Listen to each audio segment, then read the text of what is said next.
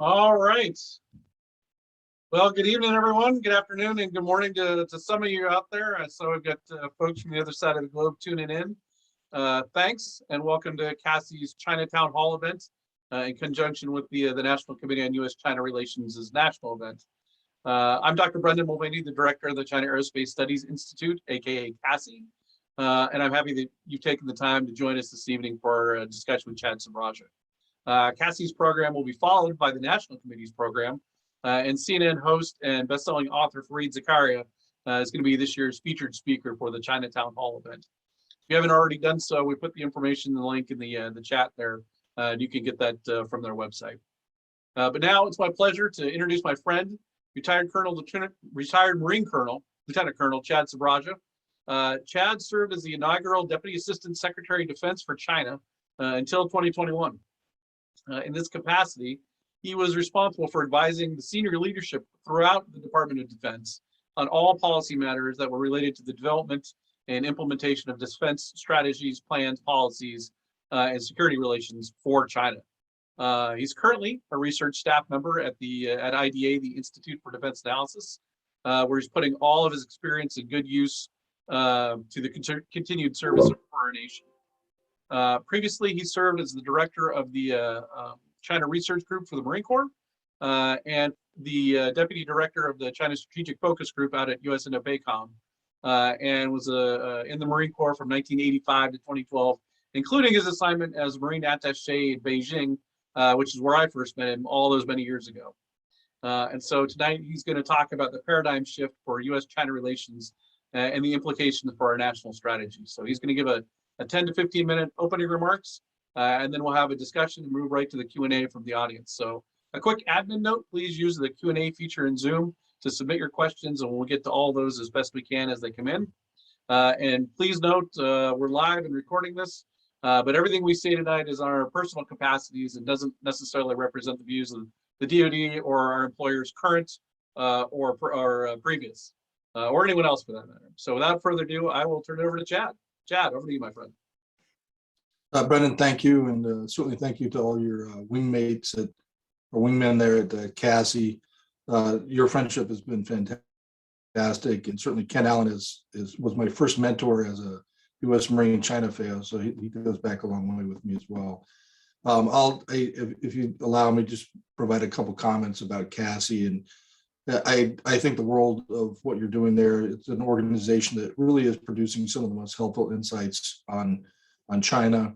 My admiration for your work really goes beyond what your contribution, your mission is for the Air Force or even the DoD writ large about understanding China, but it includes the very skilled capability at selecting words to translate and the integrity with how you translate them. And that's a rare skill for how high you've elevated that.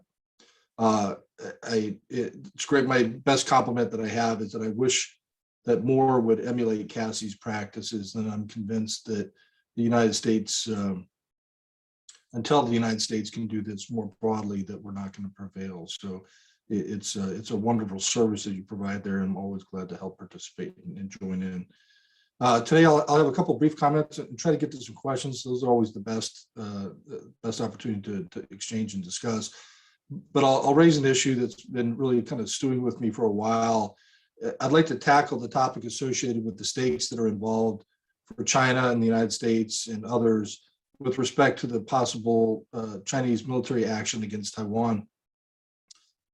And I'll certainly provide a caveat, which is, while on the surface, this seems like a very common topic and so well covered by so many scholars and strategists and planners, it's hardly worth yet another voice to be added to this conversation. Yet, having worked on this issue in one form or another for several decades now, I think it's helpful to really raise kind of a different question, one that we don't ask as much. And that is, does the current framing of cross-strait crisis, the current paradigm that we have for conflict, remain valid? And further, was it ever valid? And what is the efficacy of this paradigm with what our current assumptions are about China's long-term aspirations and the implications for the United States? Before I say anything else, I'll echo Brendan's comments that Since I work for an FFRDC, I have to state that the views presented are mine, and they don't represent the views of DoD, its components, or the Institute for Defense Analyses. But in that spirit, my aim is to help try to kind of reframe some of China's aspirations and draw out some of the implications for the U.S. to argue really that Washington and our allies and partners really, I think, must rethink what deterring potential Chinese military aggression against Taiwan really means. And I think this is a conversation that is past due, frankly. The call here is for Washington to consider a new paradigm that encompasses deterring Chinese aggression against Taiwan, but in the context of broader conditions, and to recognize really that China already has. I think they've moved past this old paradigm. The bottom line is that a paradigm that concentrated exclusively on deterring potential Chinese aggression against Taiwan is really no longer sound, and probably hasn't been for a while, maybe not 2 decades, but certainly almost a decade. In hindsight, the premise and assumptions that set this paradigm were probably malformed really at origin, and really have never been recalibrated or adjusted with the change in dynamics, particularly between the United States and China. In a contemporary context, the existing paradigm is convenient because it is reductionist, and especially as in the military, we love to be reductionist because we want to isolate our problem and just think about it in a small, narrow sense. But I fear that we risk doing so perhaps to catastrophic ends. What I'll argue is that it now seems very clear that this framing is very inappropriate as U.S.-China systemic rivalry intensifies. The U.S. cannot continue to ignore that the combination of strategic and political and military objectives and tools needed to create this deterrent effect results in unresolvable contradictions.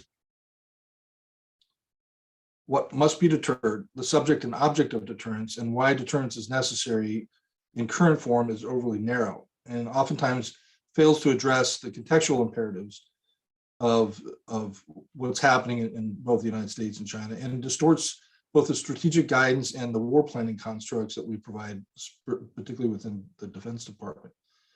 The starting line here is that the Communist Party of China, the CPC, unification of Taiwan is not an isolated end in itself, but it's one goal of a broader range of interconnected goals for the CPC, and we have to really kind of start at that point.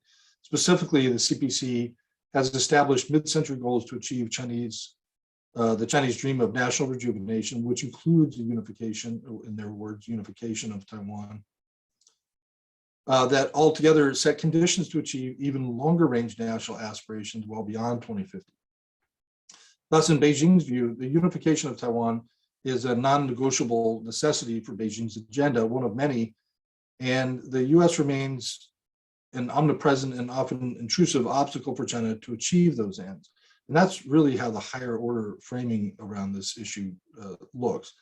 However, while unification is an imperative, it is also inextricably linked to those other national goals. So Beijing calibrates how Taiwan is unified by the degree to which it impacts those other goals. And we often don't pay as much of attention to that, such as disrupting China's national developmental targets or generating security alignments hostile to CPC modernization. This calculus really manifests itself throughout CPC strategies, and you can see and read that. Often a lot of the work that CASI's done shows that, including China's military theory and its current military strategy of active defense, which is defined specifically as the dialectical unity of war restraint and war winning, and is found in other facets of its active defense strategy, such as the key enrichment in concepts like effective control. And having talked to the PLA about these, they actually string those back directly to these larger points. There are critical implications of the cross-strait condition that should inform any U.S. paradigm about deterrence that includes potential use of force.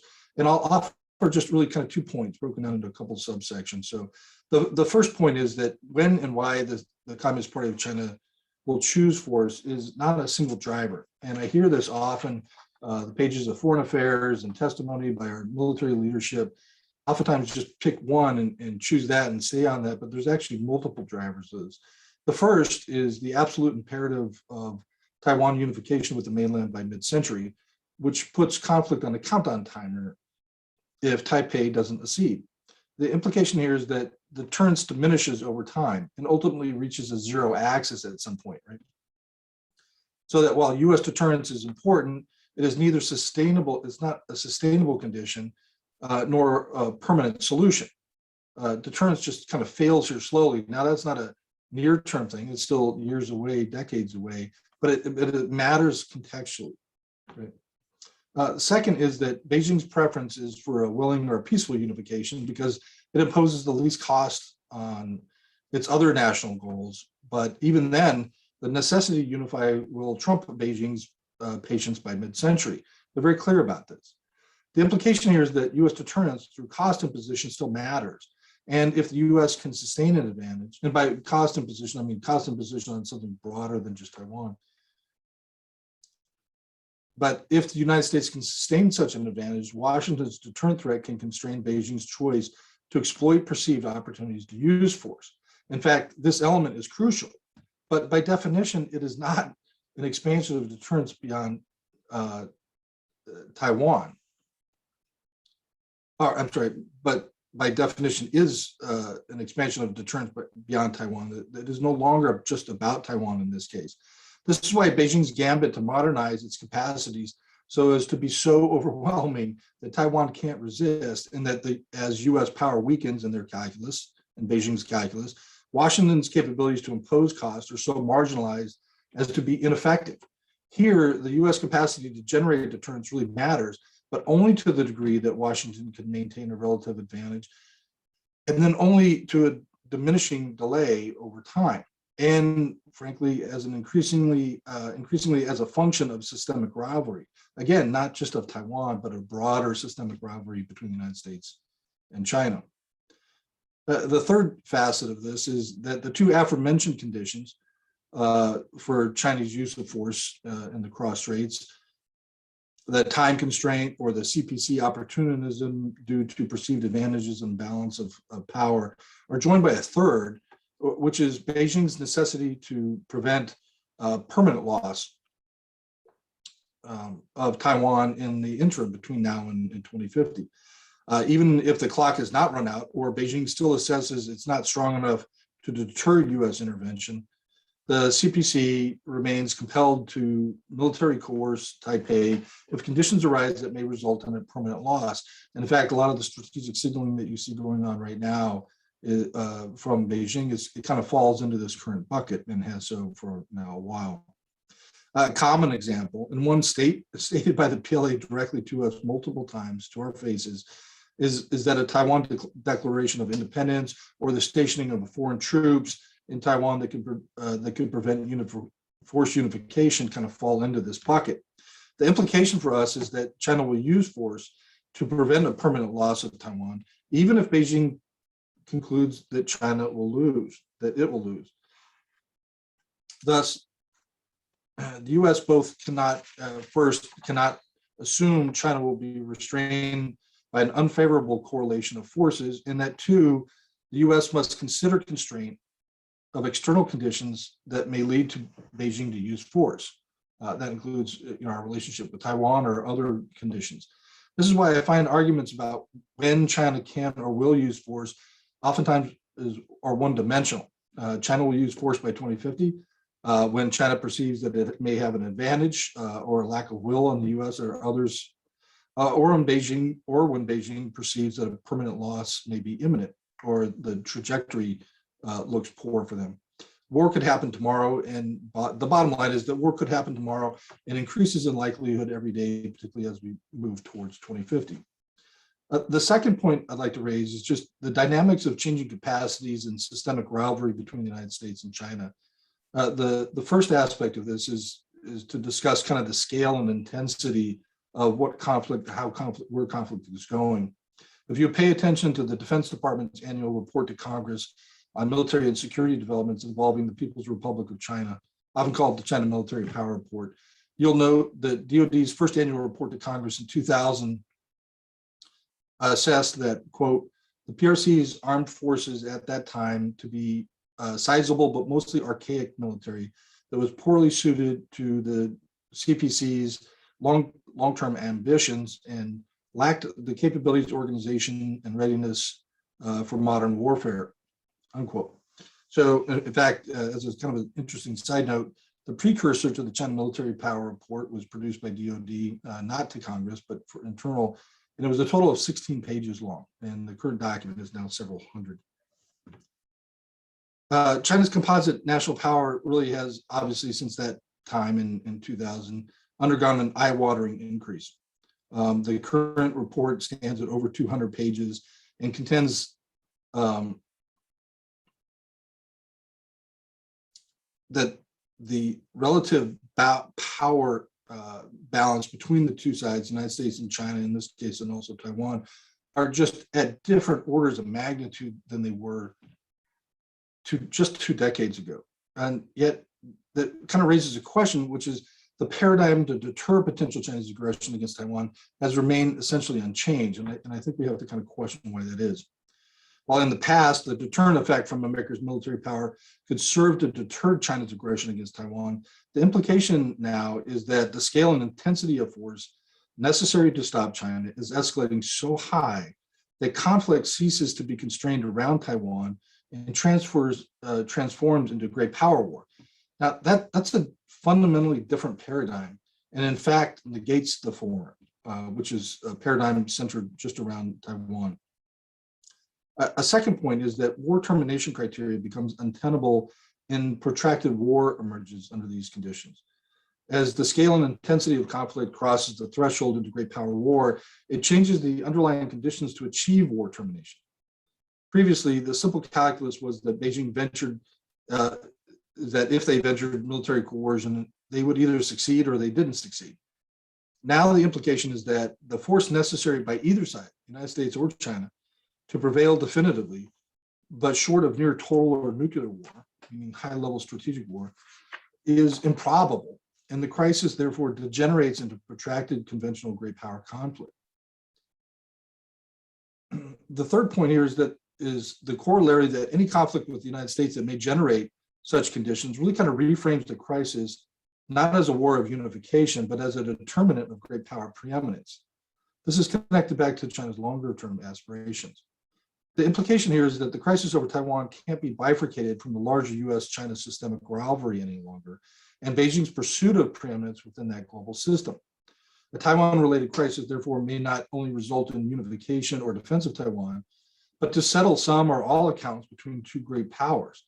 This seems to be the trajectory of China's thinking as well, as you read their writings in the direction for their PLA. Surveys of Chinese literature on conflict, Taiwan, military exercises, future warfighting concepts, the tasks up to the PLA and to the Communist Party of China's foreign affairs establishment are clear that Beijing increasingly focuses on the defeat of the United States, when necessary, as a priority task, with the compellence of Taipei as clearly a central, but definitively second matter for them. And I have to be careful about saying that. I'm not saying that the unification of Taiwan doesn't matter. It certainly matters. It's an absolute imperative for them. But in terms of the broader spectrum of things that they think about, the conditions that the Beijing thinks that they'll have to prepare for, the higher scale, higher intensity problem for them is the United States. The compellence of Taipei and the military defeat of the United States are, in this light, kind of independent variables that happen to create a nexus in a Taiwan-related scenario, but they're not entirely the same thing, and we often conflate those two as if they are, and they're not. Why any of this discussion matters goes back to my original kind of question, which is, does the current framing of cross-straits crisis, the current paradigm for conflict, remain valid? And while we invest tremendous effort in solving this kind of given military problem, we spend far less resources in connecting the problem to U.S. national interest and strategies. The underlying issue is that when the United States assumes military risks, stakes its prestige, and involves other countries, it must do so based on a combination of strategic and political objectives. Strategic to make clear the circumstances for which we fight, and political to define the governing framework to sustain the outcome both within the countries concerned and certainly internationally. The United States often fails because of its inability to define attainable goals and link them in a way that is sustainable by the American political process. The military objectives are often too absolute and unattainable, and the political ones too abstract and elusive. The failure to link them to each other has involved American conflicts without definable terminal points and caused us to internally dissolve unified purpose in kind of a swamp of domestic controversies often. How many recent cases can we point to where Washington's use of military force collapsed not due to the unimaginative military campaigns, but the inability to accurately define the paradigm under which that force is used for attainable objectives and outcomes? Here's where I think, and I'll string it back to CASI, CASI's mission comes into play so strongly. It's not only understanding what China is doing, but why they're doing it, and really what the implications are for us, and connecting that to the strategic interests and designs that we have, and certainly understanding China's. The call here, at least what I'm raising, is for a paradigm that matches these conditions. More simply, perhaps a way to say it is, I keep watching us continue to develop deterrence calculus that tries to solve for X. And I think when the veracity and efficacy of solving for X becomes a question, it doesn't demand that we just continue to try to figure out a better way to solve for X, but at least think about maybe we should start trying to solve for a different variable, in this case, Y. And I think that may be a point where we're at now. In other words, whereas previously Taiwan was both the subject and kind of object of a potential crisis, now the subject of any conflict really seems to be more of U.S. China strategic rivalry, even if the object remains Taiwan. What I mean is this reframes the paradigm around U.S. China competition for Taiwan or any other conditions that may result in U.S. China conflict as a catalyst for what that comes. And it's important because that shapes, defines the outcome. But the implications for the use of force, objectives, intensity, war termination, they change under this different paradigm, and I think they merit further consideration. With that, Brendan, I think it might be able to pause and maybe just open this up for discussion.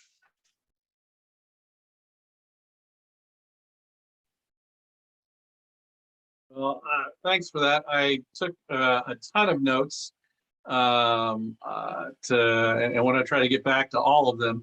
We've already got some questions coming into the chat, so we'll or the Q&A, so we'll definitely get to those. But first of all, thanks. That was fantastic, especially keeping the big picture in mind, right? Which is really, to be honest, what you're famous for is to make sure we're not losing the forest for the trees, and keeping all those things in mind and giving that great overview. And I think you really hit on a couple really important points that we're going to have to think about as we go forward as a department, as a nation. And so I'm glad that you've highlighted that. We've got quite an impressive list of participants, and I'm humbled as I scroll down through them to see who all is on this call. So I won't take up too much of the time so we can get to them and turn it over and hear what they have to say. But I really thought that the rundown of the drivers and just the contextualization of how China looks at this problem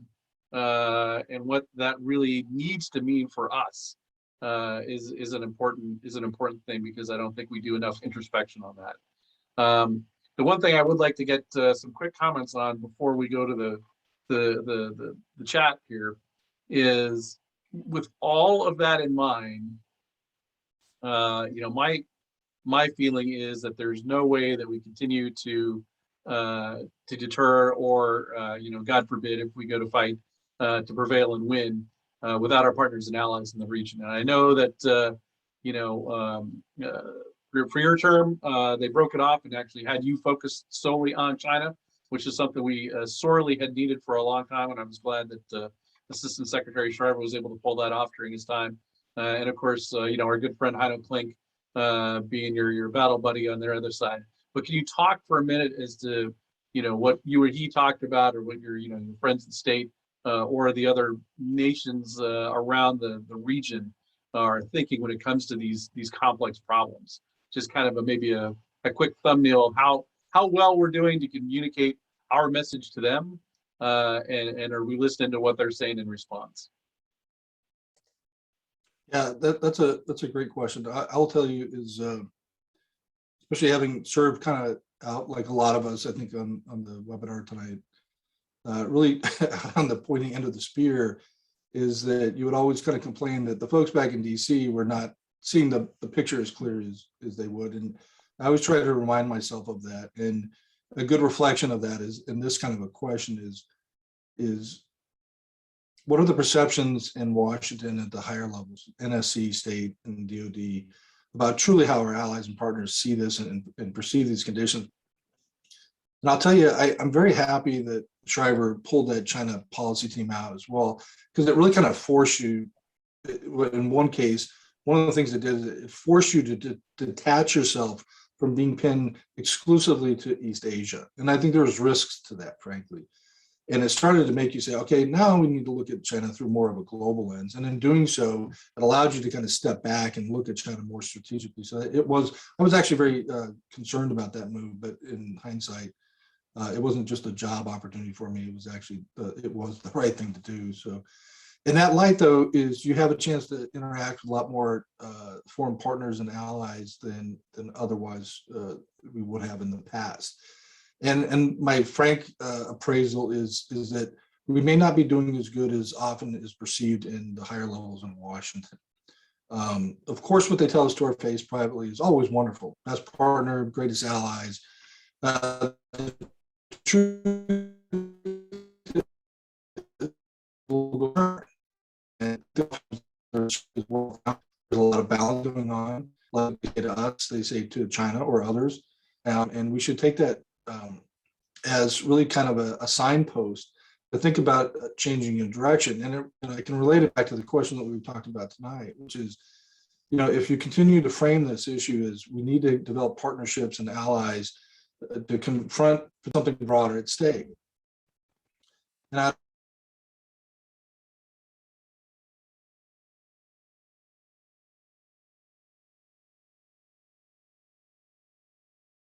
partner to save the current international order, the current system, or the U.S. role in that system. Is that what you're about?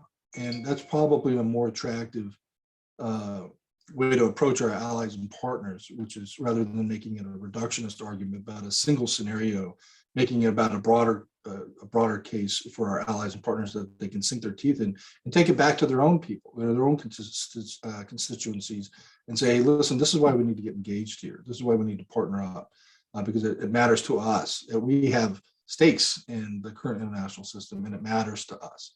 It's not all about somebody else. It's about us. And I think we have to help kind of fulfill that by building out that case and that argument. In this case, building out the paradigm a little bit more broadly.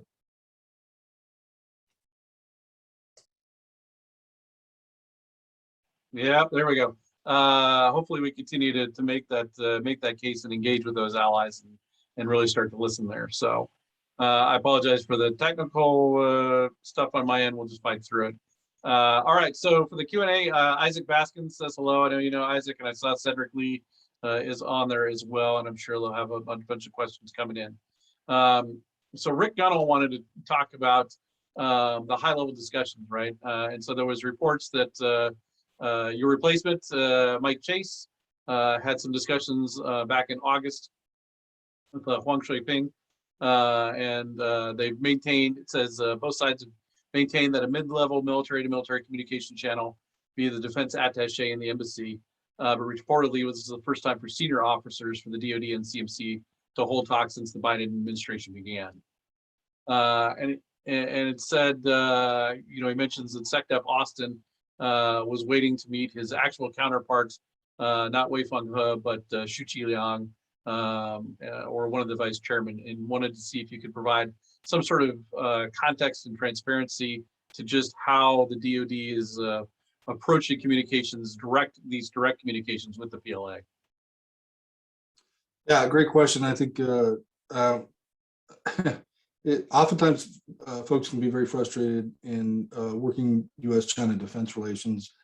It's maddening at times, but the truth is it's absolutely essential. I think it is so important. It's often undervalued as a critical role. And the truth is that U.S. China defense relations that really began in a codified way back in 1997, I believe, with the establishment of the defense consultative talks, has slowly matured over a period of time where they've built and layered upon that other mechanisms or different kind of fora to somewhat semi-permanently formalize that.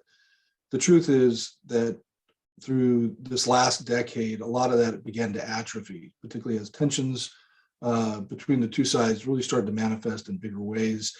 Better assumptions by the United States about where China is starting to go, and continued PLA reluctance. And part of this is both their own strategic reluctance, but also some of their own shortfalls in their political and military culture in doing so. But I find it's absolutely essential to do so. Now, one of the things that we did in the Trump administration, which is not real public yet, is that we went in front of the entire Department of Defense and made a case to the Secretary, all the leadership, and said, you really need to reform how you do defense relations with China. You're doing it in a kind of amateurish, frankly, kind of ham-fisted way, with many of the pieces that were at times very helpful, atrophying significantly. And they agreed to do so. They saw the value in doing that. They understand the role of statecraft as a connection and an important element of the deterrent force that we have in other national DoD equities and interests. And they tasked us to go talk to the Chinese about that. And we did. And I think we made a very compelling argument over the course of about a year. We went to the Chinese and we said, hey, listen, there are new conditions. And we leveraged their new era language and lexicon and calculus. We leveraged their understanding of systems theory and how they organize around systems. And what we designed was and ultimately reached an agreement with on the Chinese side was what they call the policy dialogue system. This policy dialogue system is a much more formal mechanism, more stable and routinized program that kind of shed a lot of legacy fluff out of the defense relationship, just things that weren't helpful or necessary, and instead concentrated on three primary areas: risk reduction, crisis communication, and cooperation where the interests of the two nations align. And there actually are some. The Chinese agreed to that. And really by the end of my tenure, we slapped the table with them on that and set the course for the next administration, the Biden administration, to continue that so that no matter what the change was on either side, that you would have stable communications. Frankly, I felt a little disappointed that immediately the Biden administration couldn't sustain that. But they have, and the end of August meeting at the DASI level is a good indication of that. And from what I understand is the Chinese side is willing and ready to re-engage on the policy dialogue system to get back in this kind of routinized practice of having continuous dialogue that really does help solve problems at times if it's wielded properly. So it's a good encouraging sign. I know that they have a bit of a disagreement right now about who proper counterparts are. I've always tried to kind of look past the counterpart issue, frankly, because there's no way to properly and accurately measure exact counterparts. It doesn't really exist. And the search for that is kind of tilting at windmills. The more important aspect of that is are you communicating effectively what your views and perceptions are, what the expectations are for the relationship, and are you receiving theirs properly? Ultimately, they have a Secretary of Defense, and it's Xi Jinping. It's not the two vice chairs. It's not Wei Fenghe. It's Xi Jinping. He is the chairman of the Central Military Commission. And anybody who thinks differently doesn't understand China's chairman's responsibility system or the political structures that they have for the military. So are you communicating with him effectively or not, even through different interlocutors? If that's the main point, then it's worthwhile having those discussions. So that's a little bit long-winded, but it really does underscore his point. It's a valuable tool. They should continue to do that, and I hope they continue to build that out. And as I understand, they are. Yeah, and I think I'm glad to hear that there was more thought given into the willy-nilly approach. I know for the previous administrations, there was always a concern that, well, China gets far more out of this than the U.S. does. Why are we even talking, et cetera, et cetera. My contention is, it didn't have to be that way. A lot of our engagements were simply poorly prepared on our side. So I'm glad that, there's some. Yeah. Don't throw the baby out of the bathwater. If you don't like what you're doing, then do something different. fix it, Right, make it right. better. And so we did. We made it better. We concentrated on the things that were important to us, and we shed those things that would put us at risk. And it's a much better system, and one that undoubtedly will change and mature over time as well. But it's predicated on this, which is U.S. China systemic rivalry is intensifying. And it's getting to a point where the risk of miscalculation or miscommunication could be catastrophic for everybody. And you have to pay attention to that, and you should do something about that. The Chinese found that argument reasonable, and I saw that they put full faith into trying to meet us halfway there. Well, and that's a great segue to another question. So one of our newest members, who I can now officially announce, so Kristen Burke will be joining us down in our CASI South office at Maxwell, coming over from state and the DNI. And she just wanted to probe a little bit more about, I guess, probably the pace of the changing in how the U.S. and China are reacting, talking about moving away from simply over the interest in invading and occupying Taiwan to actually challenging the U.S. in a strategic rivalry. I assume she means either in Asia or globally. If you can kind of touch on maybe the basis for that and what you see as the evidence that the China has made that turn away from hide and bide to actually get some away, right? Get some stuff done. Yeah, that's a great question, and it kind of echoes my point in a way, which is it's not one or the other. It's both, and that's kind of the problem that in one facet of the problem I try to raise, which is it is very clear and definitive that under current conditions right now, the Communist Party of China does have, it's part of the National Party Congress report, the 19th Party Congress report, and undoubtedly will be part of the 20th year next year, is that unification is a mandatory requirement, Taiwan, Hong Kong, and Macau, full unification. And that's not going away, and probably is not going away. But that's entirely different and independent from the broader strategic rivalry or systemic rivalry they have with us. There's a nexus between those two, but they are not the same thing. And you have to think about those both in context and what they mean. And so I would just kind of raise that. The evidence for the systemic rivalry seems very evident to me, just in terms of what the overall layout, as they call it, the strategic layout of China, what it looks like, what they hope to achieve, the reformations to the global and regional orders, their desire to be basically elevated in status by every measure of composite power that you can look at, and the reduction of the U.S. imposition, as they see, as being often very intrusive to them. And so they understand very clearly that there's one thing that's kind of standing, one of many things that are standing in China's way of achieving its national rejuvenation, or at least putting that at risk, as the United States. And they have to be prepared and postured to do so. I don't think that's an unreasonable thing for any nation that has inimical views. It's just, we need to recognize that they have an inimical strategy.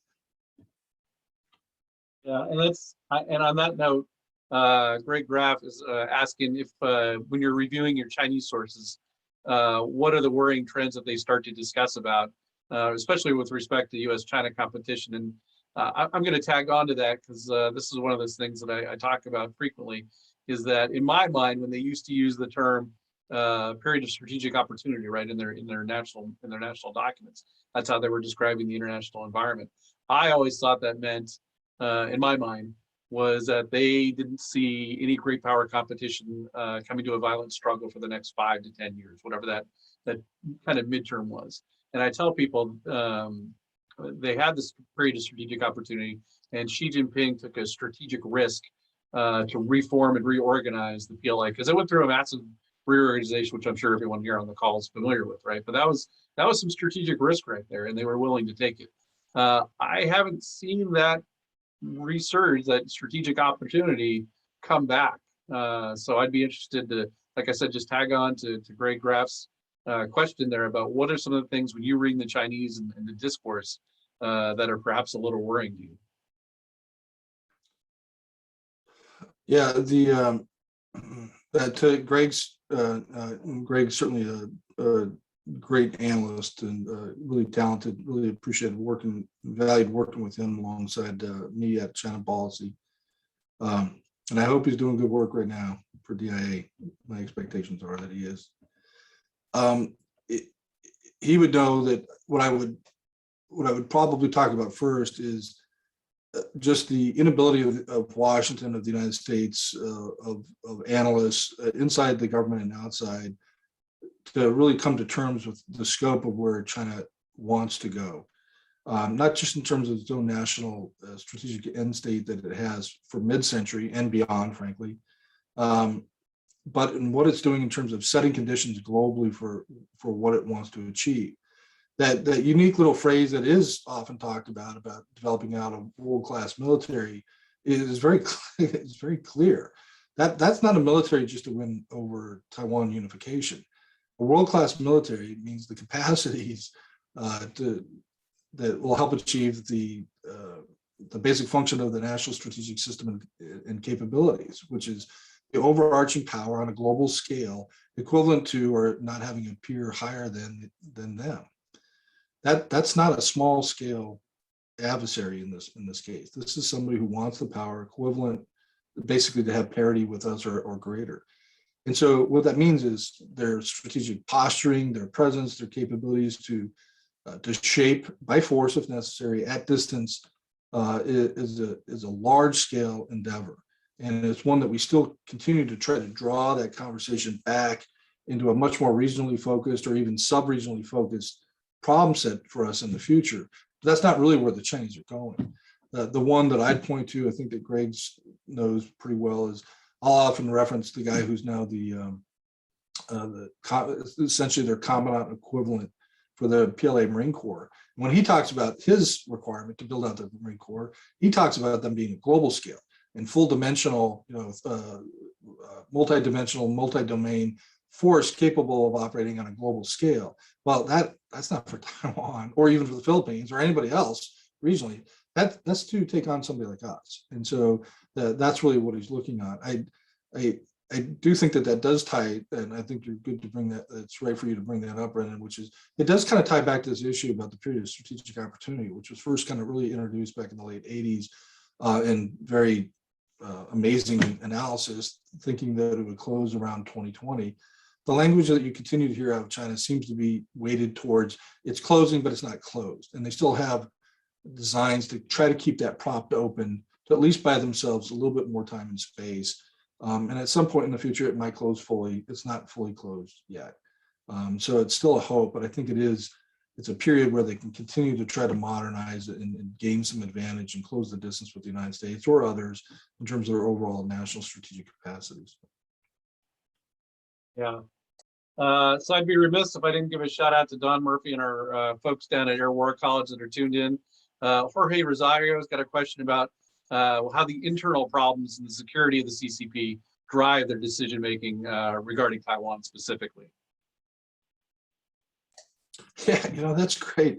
It's a wonderful question, and it's something, and I know a lot of the China scholars who are much better than I am online right now, who would probably note that the things that consume the Communist Party leadership to an outside observer is often what they're doing about messaging or testing or exercising around Taiwan or other things that poke us. But the truth is that China's leadership is dominated in terms of their time investments by the domestic considerations. All their different rural reforms, their urban rural rejuvenation internally, economic changes that they're shepherding through, and not including all of the internal factional infighting that I understand continues to really kind of paralyze them. Besides the other features of their own socialist system, bureaucratism, the corruption aspects and elements that put the party at risk. Those are dominant features. The truth is that when Xi Jinping wakes up every day, he probably spends 1 hour on external issues and about 8 hours on internal issues. And we just don't often see that or pay attention, and frankly, kind of boring at times to do so. But that's really what they're thinking about. It's a really valid thing to raise, which is where's their focus, where's their attention, what matters to them. It does seem very clear that they are highly attuned and very sensitive to the internal domestic political conditions, not just within the party itself, but between the people and the party.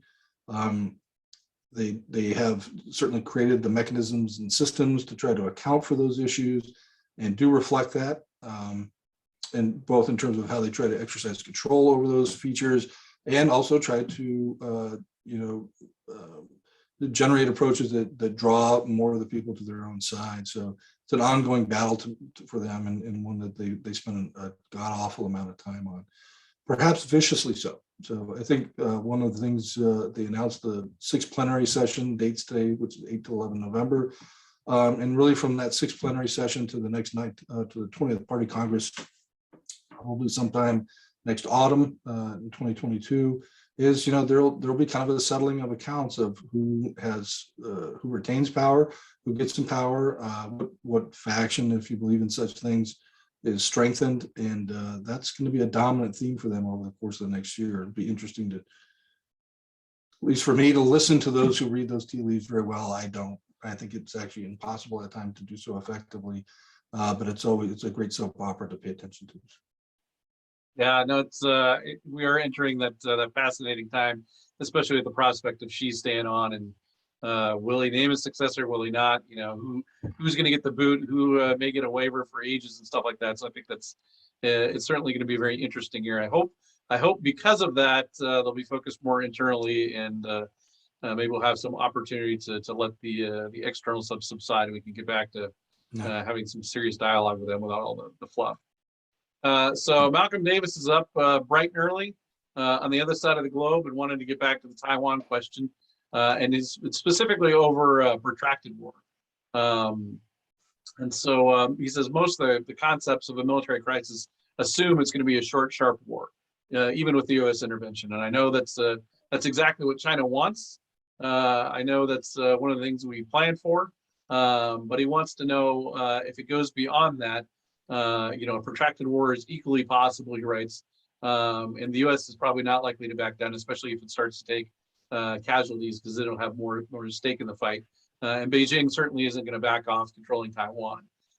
So what are your thoughts on different positional strategies in that long-term war scenario, or how we could posture for it? Yeah, it's a great thought, and one that I tried to share in my those opening comments, which is it's when I look at the problem set that we try to contend with every day and work through planning and strategies and other issues, is well, the first point is that I'm not sure that there's a military leadership in any country for the last 150 years who didn't design that. Of course, our next war is going to be short and sharp and quick and over with. And I think we're all still waiting for those things to happen. They just don't happen that way for a variety of reasons. You could start with Afghanistan and go back to World War I. It just strings out, and there's a variety of reasons why those things do so. That doesn't mean that both sides aren't preparing to try to do that. There's certainly great advantage to do that. A lot of the thinking, a lot of that's reflected in some of the CASI work, is the Chinese compressing that timeline down so that the distance along that spectrum of conflict from when they're making use of force deliberations to the initiation of hostilities to getting to conditions where war termination is feasible. They're trying to compress that time down. Some of that is because it's less cost for them. Some of that certainly is as a reflection of trying to steal an advantage of U.S. indecisiveness, which they view as a strategic vulnerability of the United States, from intervening and trying to have this as some state as a fait accompli. The truth is I'm not sure that works out. And part of this comes from looking through these different scenarios is that both sides have really gotten to this point where they're just so big, the United States and certainly in this case, China, is that either one can unleash this hailstorm of fire and destruction. And if you kind of just do the rough math, and you don't have to do this in some kind of secret way, you can just do it in the rough numbers that you see in front of you in open source, is just the clash between the sizes of the forces that are at play means that neither one can win this problem set and keep it restrained in a limited fashion just over Taiwan itself, unless one of the two sides basically capitulates through a lack of will or a lack of intervention of some sort. Otherwise, under every other condition, it always leads to a protracted condition, meaning it's really no longer about Taiwan. It's about something else. It's about a great power struggle, as the Chinese would say, right? And so that's kind of my argument for you really need to start thinking about this paradigm differently, or develop a new paradigm to think about this problem, which is you're going to end up in protracted war. What does that mean for you? And that does look different. You're not going to probably be able to achieve that. I think just on the face of it, you could say is that there would be a lot of fires going back and forth. There would be a lot of pieces of metal on the bottom of the ocean, and a lot of people injured in a broad swaths of the face of the earth. And yet that still doesn't kind of settle the ability of either side to continue to make war. And so what happens in that condition, right? What does that look like? What does that do for you? And then what do you have to be doing in that time and space? And those are things that we have to probably start thinking out a little bit more broadly. Yeah. Well, lots to think about, which is why we need smart people like you to stick around. So we've got 5 minutes left because I've got to get everyone to the national meeting. So we're going to do a lightning round for you. So very little, and actually 2 other people wanted to get your thoughts on the expansion of the missile fields and more, the fractional orbital potential, HGV and basically just nuclear posturing and expansion. Sid wanted to get your impression as to whether the 2050 date still holds for the necessary reunification, or is that actually slid forward to 2030 or something closer to that? And then Isaac Baskins actually wanted to pick up on your new paradigm and wanted to know our current DoD efforts, like the USMC's Future Force Design 2030, too narrowly focused to potentially use an effective deterrence option, and should we be looking bigger picture? So you can take those 3 in any order you want. Yeah, the ICBM issue, Barry's question, very good.